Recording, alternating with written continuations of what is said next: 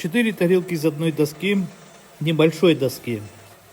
Лайфхак для нас самоделкиных. Берем доску, берем ленточный станок, самодельный ленточный. На заводском это вряд ли получится, но это не точно. Пилим вот таким образом. Вместо пропила сажаем на клей, отдельно клеим донышко. Легко и просто. Такие тарелки делали очень много мы.